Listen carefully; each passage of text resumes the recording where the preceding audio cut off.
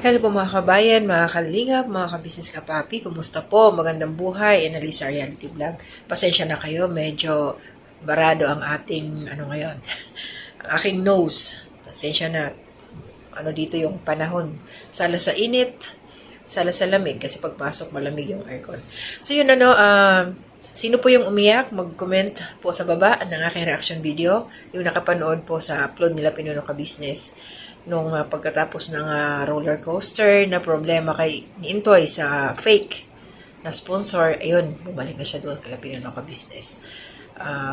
Walang maraming salita, mamaya papakita ko lang sa inyo. Nagkuha po ako ng clip kasi syempre action speaks louder than words. Yan. Pero bago ko ituloy, to my new subscribers, silent viewers, mga nagko-comment, nag-share, nagla-like, mga hindi nag-skip ng ads, maraming salamat po sa inyong lahat. And please support po, yan sila Pinuno Ka Business, Ka Business Official, Mrs. KB Official, Papa Dins TV, Ka Business Family Channel, mga kagwangs, then mga kasamahan kong reactors sa Ka Business Official. Nasaan na kayo? Paramdam. Shout out. And sila Kuya Bal Santos Matubang, pa-support din ho natin. Tuloy-tuloy po yung mga hindi pa nakapag-subscribe. And ayan, si Atian ng Vlogs, Kalinga Prab, Jack Tapia Matubang, mga kasamahan ko po, mga Kalinga Partners, Karepa Reactors. Shout out po sa inyo, lalo na po sa aming presidente, kay Presbyrador. Shout out po. Maraming pinagdadaan ng problema, pero ito na, pagbabalik ni Intoy. Panoorin mo muna natin.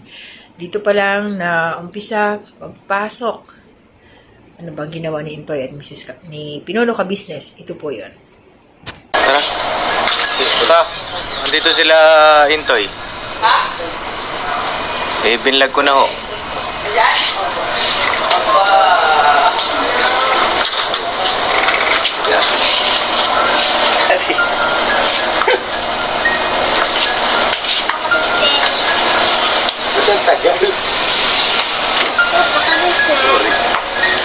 Ay, si Kenzo. Ay, nako. Ba't ang tagal mo pumunta rito? Naligo daw siya. Pasok kayo. Papasok mo na kayo, Toy. Nick. Kitso, andito ka na!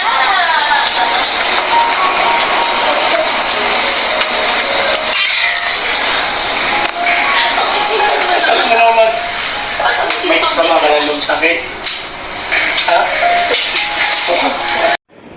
So yun mga ka-business, nakita natin. Walang maraming salitaan. Pagpasok doon ni Intoy, sumalubong pala si Pinuno Ka Business kasi tinawag ni Papa Dins. Siyempre naghag sila, hanggang doon sa loob, naghag din. So finally, maayos na, solve na ang problema dito kay Intoy. Sila Pinuno Ka Business patungkol na doon sa fake na sponsor na siyang dahilan kung bakit muntik na mawala sa linya ang pag-iisip ni Intoy. At salamat dahil masmasan siya. Salamat talaga kay Nika at sa mga taong nagme-message sa kanila. At may nabanggit nga si Intoy dun sa vlog nila na mayroon nga daw bumisita sa bahay nila at kinausap siya, pinaliwanagan. So maraming salamat yung sino man yon dahil ayan si Intoy ngayon, bumalik na sa ka-business. At ito, maraming salamat po dyan sa comment section. Talaga naman, ang daming umiyak sa mga nakita nilang pagbabalik ni Intoy sa ka-business family. At yun, kunti lang sila doon, kasi nga syempre, may mga kanya-kanyang mga gawain ng ibang mga kagwangs. So, nandun si Papa Dins, si Istong, si Medyo, si Ate Ber at saka si Lito.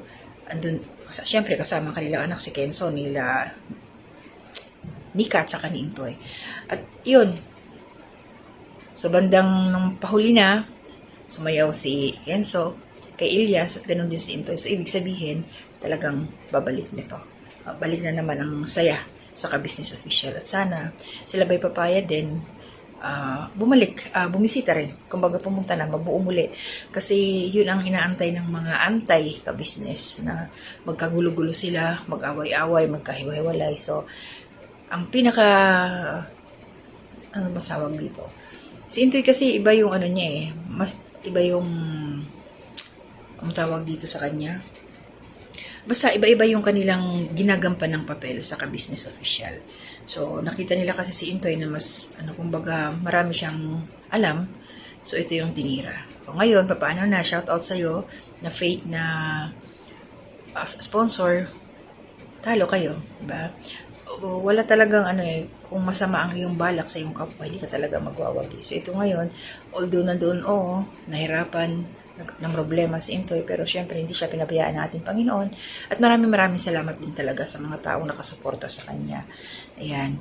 So, alam ko nagkaroon sila ng salo-salo, pero hindi pa pwedeng reaction na kasi nasa 15 hours pa lang. So, maraming salamat, no? Mag-shoutout tayo. Kuha ako ng 2 comment dito po sa upload ni Pinuno Ka Business. Basahin ko po. Tuwang-tuwa si Ma'am Geraldine. Ayan, sabi niya, maraming salamat, Intoy, sa pagpunta niyo sa Ka-Business Family. Ito yung inaabangan naming lahat. Na kapag ready ka na, makipag-usap kay Kuya Ka-Business mo, mag-antay lang kami. Excuse me. At ito na yon, ang sarap ng pakiramdam na makita namin na okay na lahat.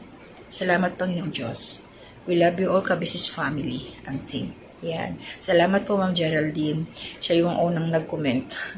Yan. Siyempre, marami tayong talagang umaasa na gano'n yung mangyayari. Although, nandun din naman yung time na paano kung hindi makayanan ni Intoy, anong mangyayari. Pero at least, yes, panalo tayo. Thumbs up tayo dyan. So, isa pa, shoutout po kay Ma'am Emily Vlogs. Yun, sabi niya. Thanks God, happy family again. Ano ba to? PG? Ano ito? Lord, ang humipo sa puso ng bawat isa. Laglag talaga mga luha natin. Kami rin po mga viewers, nagdasal na maging okay na kayo. Idol namin. Sana may premyo din kami. Sana may premyo din kami. Si Ma'am Emily. So yun maraming salamat po sa suporta ninyo. Lagi. So abangan natin ang muling mga halakhak ni Intoy. Daming nakakamiss sa kanyang signature na tawa na kala mo kinikilite. Diba? So, Intoy, maging matatag ka na. Tama na yung mga lesson na yun, yung mga nangyari. Na huwag mo na lang damdamin. At iwasan mo na lang basahin yung mga negatibo. Huwag na lang sasagutin. Mag-focus na lang doon sa mga positive and sa mga plano nyo sa buhay. Sa inyo, Ninika, sa Ka-Business Family. So, okay mga Ka-Business, hanggang dito na muna. Maraming salamat po. Shoutout po sa inyong lahat na lagi na riyan sa comment section, mga silent viewers, yung nasa community spotlight ko. Thank you po. So, solve na ho tayo sa isang problema sa Ka-Business Official. Talagang walang nananalo pag masama ang plano. So, nandiyan palagi si Lord na gumagabay para sa kabutihan at sa ikasasaya ng buong pamilya. Love lang po. To God be the glory.